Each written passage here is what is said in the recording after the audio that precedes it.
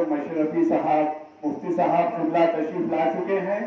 ہم تمام معزز خواتین و طالبات سے گزارش کرتے ہیں کہ وہ جلد سے جلد مدینہ اپارٹمنٹ کے سیلر میں تشریف لا لیں، جہاں پر آپ ہی کے لیے درس قرآن شریف منعقد کیا جاتا ہے. جزاک اللہ خیر.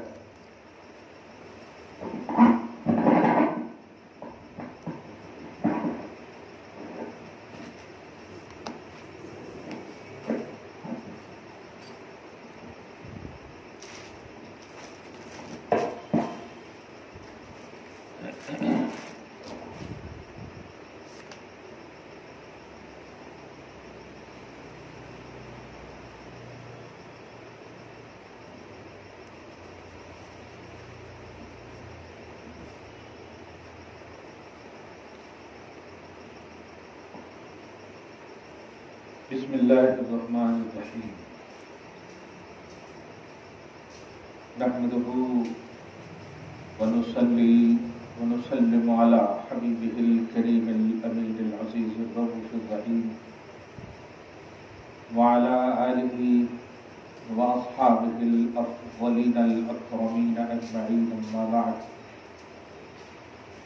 فأعوذ بالله من الشيطان الرجيم. بسم اللہ الرحمن الرحیم.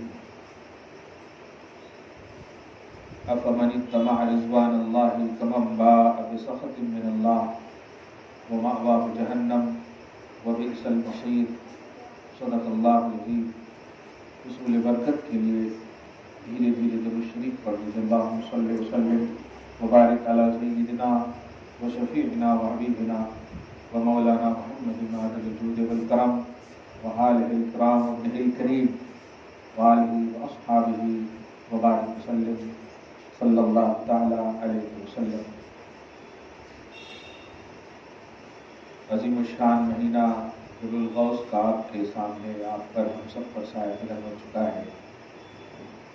بڑی برکت والا مہینہ یہ بھی ہے، اور جس دن جس لمحے اور جس ماہ کو جس سال کو کسی اللہ کے نیک بندے سے نسبت ہو جاتی ہے، وہ مہینہ وہ دن وہ لمحے مبارک اور مسعود ہو جاتے ہیں. یہ قاعدہ مسلمہ ہے کہ نسبت سے شے ممتاز ہو جاتی ہے.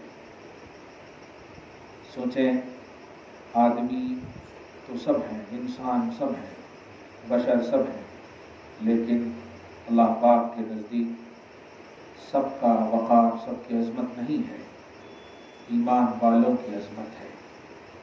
اللہ خود فرماتا ہے وَلِلَّهِ الْعِزَّةُ وَلِرَسُولِهِ وَلِلْمُؤْمِنِينَ. عزت اللہ کے لیے ہے، اس کے رسول کے لیے ہے، اور تمام مومنوں کے لیے ہے. معلوم ہوا کہ ایمان کی نسبت ہمیں خدا کی بارگاہ میں معزز بنا دی ہے، لہذا نسبت سے شے ممتاز ہوتی ہے. اللہ پاک اس ماہ نور اور ماہ عظیم کی برکتوں سے آپ سب کو، ہم سب کو مالا مال فرمائے، اور فیوز و برکات جیلانی سے خصوصاً ہم سب کو فیضیاب فرمائے. آیت نمبر 161 تک ہو چکا ہے. آیت بڑی عظیم ہے. 2 آیت انشاءاللہ. اللہ سبحانہ فرماتا ہے، اور بعد میں اگر کچھ آپ سب کو 11ویں وغیرہ کے حوالے سے کچھ بھی پوچھنا ہو تو آپ پوچھ لیں. افمن اتبع رضوان اللہ کمن باء بسخط من اللہ. کیا وہ لوگ جو اللہ کی رضا کی اتباع کیے ہیں، جو لوگ ایسا کام کیے ہیں جس میں اللہ کی رضا ہو، کیا وہ لوگ ان کی طرح ہو سکتے ہیں جو اللہ کی ناراضگی کے ساتھ اپنی زندگی بسر کرتے ہیں؟ یعنی نیک عمل کرنے والے یا اچھا اللہ کی شریعت، اللہ کے نبی کی شریعت، توحید و رسالت، یا ہر وہ کام جو اللہ اس کے رسول کی رضا کا سبب بنے، ایسے کرنے والے اور وہ لوگ جو ایسا نہ کرنے والے ہیں، کیا وہ لوگ برابر ہو سکتے ہیں؟ اس آیت میں یہی کہا جا رہا ہے.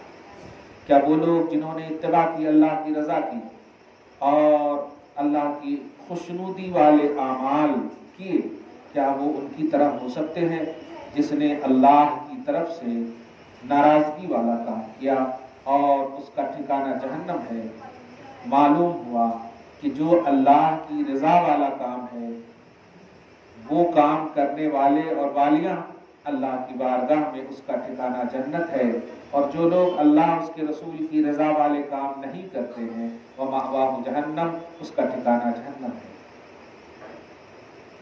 یہی اللہ پاک اس آیت میں کہنا چاہ رہا ہے کہ اپنا ٹھکانہ دیکھنا چاہتی ہو تو اللہ اس کے رسول کی رضا والا کام کرو، اپنے نفس، خواہشات نفسانی، مخلوق سے مجبور ہو کر اتباع ہوا، یہ اپنی نفسانیت کو تابع نہیں، اپنی نفسانیت کو اللہ کے تابع، اپنی خواہش کو اللہ کے تابع، اس کے رسول کے تابع رضا والا کام کرو، خوشنودی والا کام کرو، تو تمہارا ٹھکانہ جنت ہے۔ اور وَبِئْسَ الْمَصِيرُ سے ایک نقطہ ملا کہ جہنم ٹھکانہ بھی ہے اور جہنم بہت بری جگہ ہے، تو آپ کو آپ کا نتیجہ بتا دیا گیا کہ اگر آپ نے اللہ کی رضا والا کام کیا، خوشنودی والا کام کیا، تو آپ کا ٹھکانہ جنت ہے، اور جنت بہت اچھی جگہ ہے۔ بڑی اہم بات اس میں دیکھیے، ناراضگی والے کام کرنے والوں اور والیوں کے حوالے سے فرمایا اس کا ٹھکانہ جہنم اور وہ بری جگہ ہے، اور اس سے بس ایک بات کہا کہ کیا اللہ کی رضا والے اس کے برابر ہو سکتے ہیں؟ گویا اللہ کی ناراضگی والے کام کرنے والوں کا ٹھکانہ فکس کر دیا، جو سب سے بڑا یعنی جہنم ہے، لیکن اللہ کی رضا والا کام کرنے اور والیوں کا ٹھکانہ نہیں بتایا۔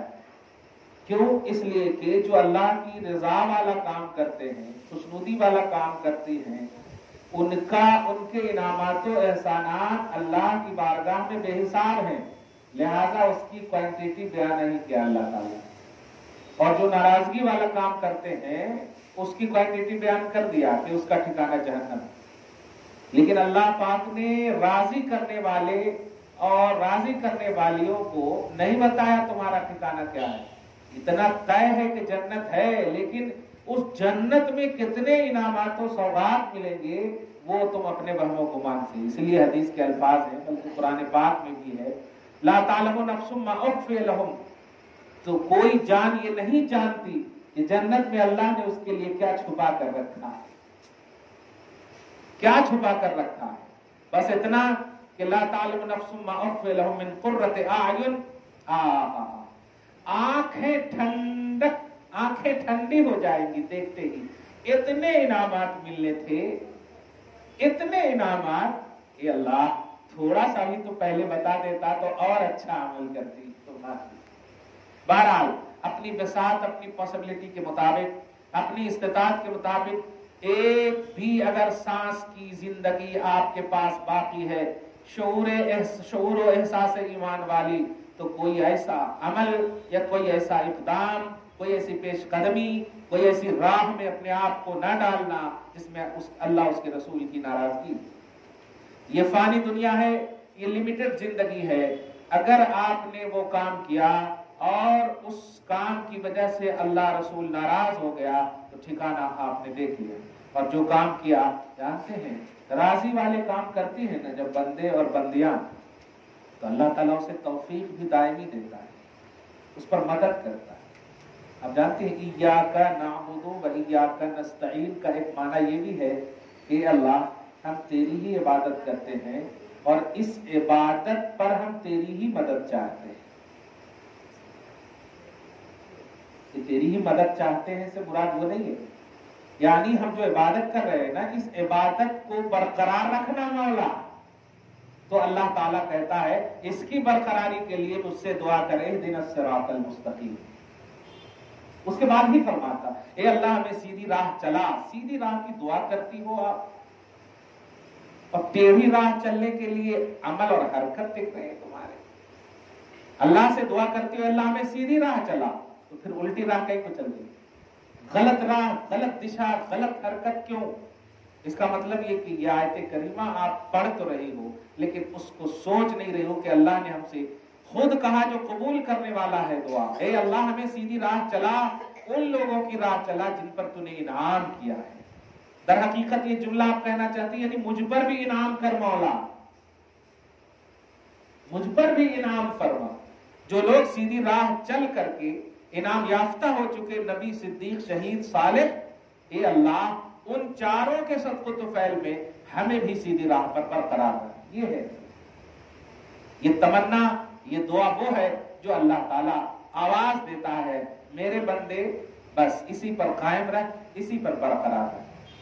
حالات، تقاضے، زمانے، حرکتیں، وقت، لمحات، ساعتیں، یہ ساری چیزیں وقتی ہیں، لیکن جو تو ہماری رضا کے لیے کر رہا ہے اس کا ثواب دائمی ہے۔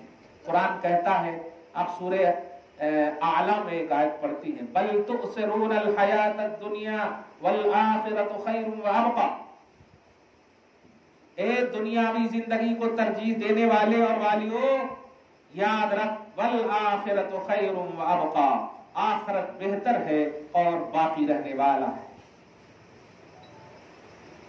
کیا اللہ پاک نے اپنے حبیب کے ذریعے 1400 سال پہلے ہی آپ کو یہ نہیں بتا دیا کہ دنیا کے لیے جو تم کرتی ہو وہ پرسنٹیج کے حساب سے ایک ہو، آخرت کے لیے تمہارا پرسنٹیج 99 ہونا چاہیے، کیونکہ یہ دنیا ہے۔ دنیا کا معنی ہی ہوتا ہے قریب کر کے دور کر دینے والی۔ اللہ کے ولی لوگ یہ کیوں ترک دنیا کا ایک کانسیپٹ دیتے؟ ترک دنیا، مخلوق سے ایسا عدم تعلق، خالق سے جڑ جانا۔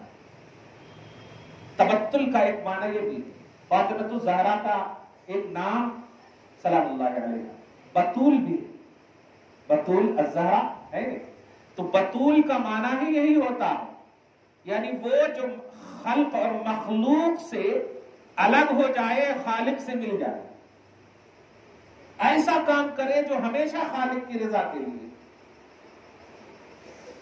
اور قرآن پاک سورہ مزمل کی ایک آیت بھی، یا ایھا المزمل قم اللیل الا قلیلا نصفہ او انقص منہ قلیلا او زد علیہ ورتل القرآن ترتیلا انا سنلقی علیک صوبا ثقیلا انا سنلقی علیک قولا ثقیلا۔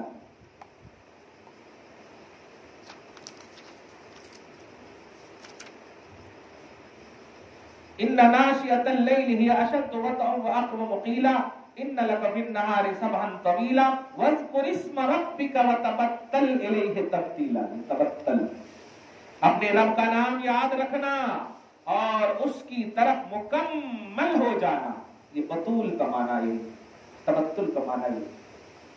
فاطمہ کو بطول اسی لیے کہا جاتا ہے۔ کوئی ایسا عمل نہیں جو مخلوق کی رضا کے لیے، ہر عمل خالق کی رضا کے لیے آپ نے کیا، گویا اللہ کے نبی علیہ الصلوۃ والسلام کی جانب سے یہ بطول کا جو کانسیپٹ ملا، یہ ان کی حقیقی لائف کی بنیاد پر۔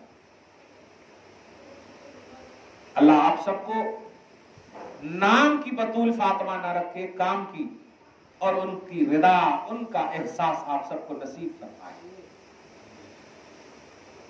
یاد رکھنا ماں، کوئی بھی کام کرو جس میں اللہ رسول کی رضا ہو، وہ کام تمہیں خود بخود خوش کرے گی۔ تم شکایت کرتی ہو نماز میں مزہ نہیں آتا، نماز بھی پڑھتی ہو، کل ایک پکا مطلب اچھا سچا مرید، فائنینس میں کمپلیٹ نہیں ہو پا رہا ہوں، حضرت ایسا نوجوان ہے، کتنا سب پڑھ رہا ہوں میں، پیر صاحب کے وظیفے پڑھ رہا ہوں میں، جو بھی دعا حدیث میں پڑھ رہا ہوں میں، قرآن تو پابندی سے پڑھ رہا ہوں، نماز بھی پڑھ رہا ہوں۔ میں نے کہا یہ جو 4-5 لفظ بولے نا، اسی وجہ سے قبول نہیں ہو رہا۔ جس دن تمہیں اپنی عبادت کا اظہاری فکر ہو جائے کہ میں تو دعا کا راستہ بند ہو جاتا ہے۔ میں نہیں ہونا چاہیے، میں یہ کر رہا ہوں۔ آپ لوگ نہیں بولتے آ کے حضرت برابر وہاں تو جا کے میں نے ایک دم خلاف کعبہ پکڑ کے دعا کیا تھا۔ ہاں، یہ آپ لوگوں سے زیادہ سنتا ہوں میں۔ یہ میں نہیں ہونا چاہیے، یہ ہونا چاہیے کہ اپنی استطاعت کے مطابق جو ہو رہا ہے کر رہی ہوں، باقی اللہ تعالی دے تو نعمت ہے، دھیان دینا، دے دے تو نعمت ہے، نہیں دے تو حکمت ہے۔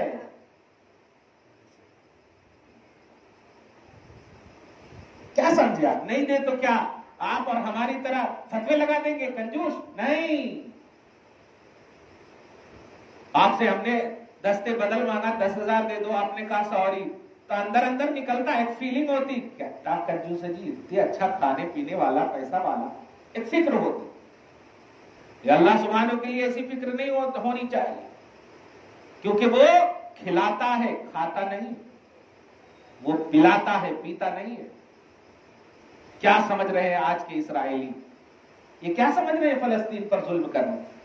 ارے وہ ایک بچہ جسے تو نے میزائل داغا ہے نا، اس ایک بچے کی آہ تمہاری نسلوں کو تباہ کر دے گی۔ وہ تو کامیاب ہو گئے، وہ ایک نہ ایک دن تو مرنا ہی تھا، لیکن وہ ایسا کامیاب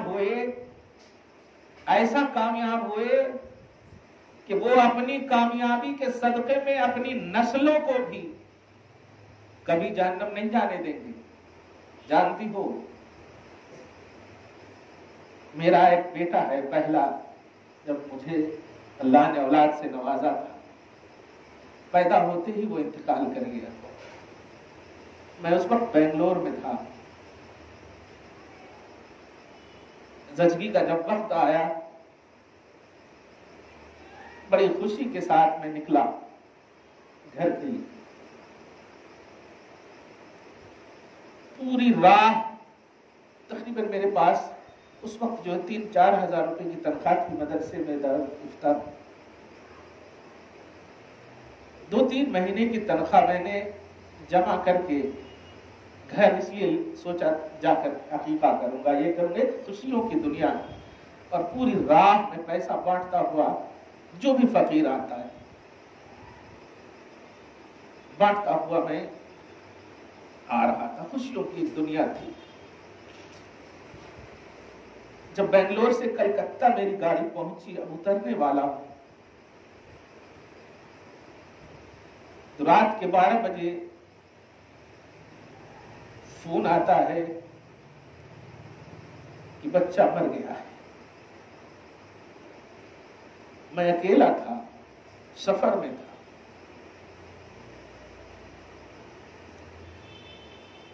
چھوٹا سا موبائل تھا، یہ 2009 کی بات کر رہا ہوں میں، 8 یا 9 کی۔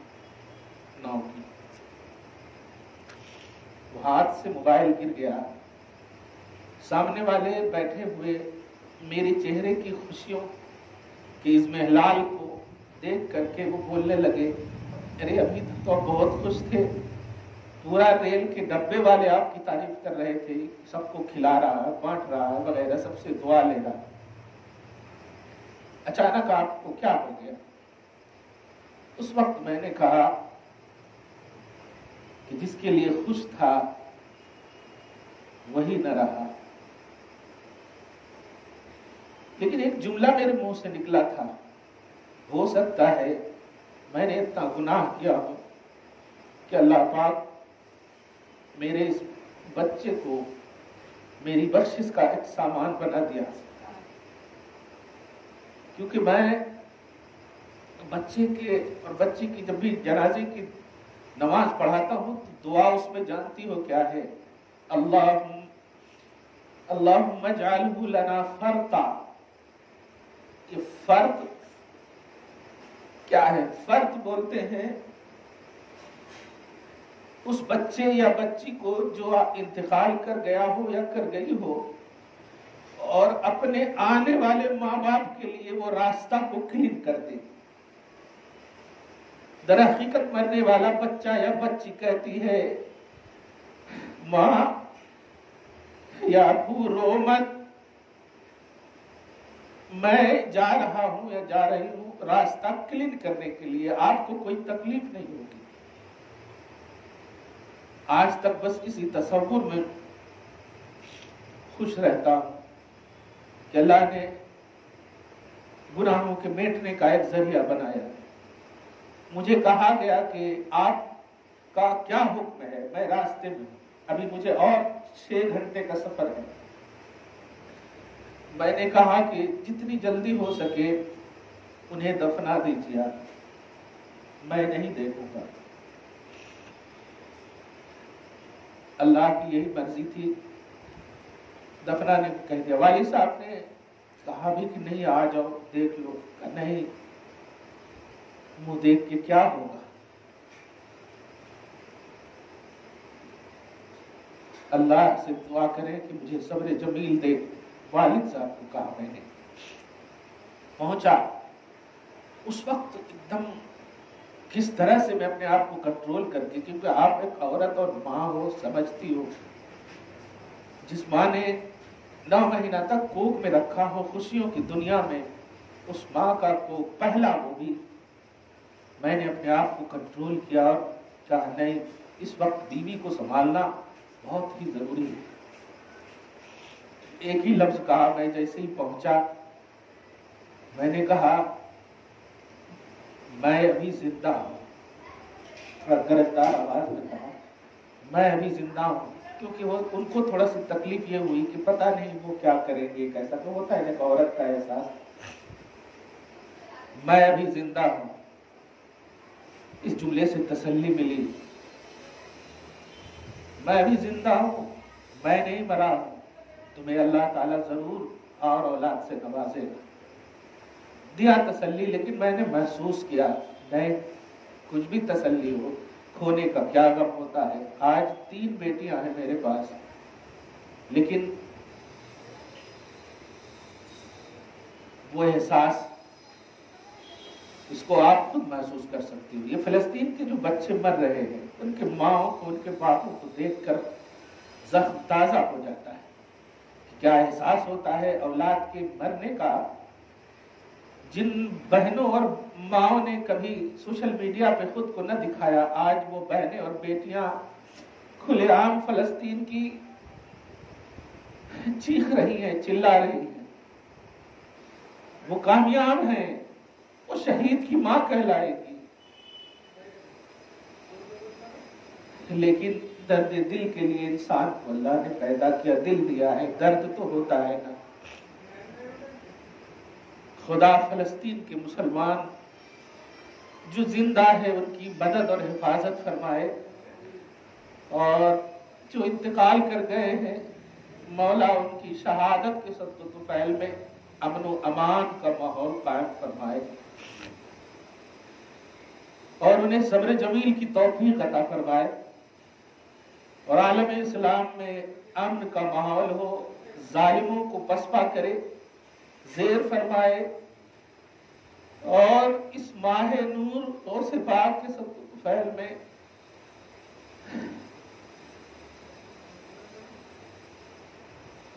بارہ سال کی ڈوبی ہوئی کشتی کو نکالنے والے صاحب کرامات عبد القادر جیلانی کے صدقہ طفیل میں مولا ہم سب کو صبر کی توفیق نصیب فرمائے، اور استقامت دینی، عمل صالح کی دائمیت اور اعتقاد حقہ کی راسخیت نصیب فرمائے۔ یا اللہ ہم سب کی مدد فرما، یا اللہ مظلوم بچوں کی مدد فرما، یا اللہ فلسطینیوں کی مدد فرما، یا اللہ غزہ میں شہید ہونے والوں کی مدد فرما، یا اللہ ان کے متعلقین اور متعلقات سب کی مدد فرما۔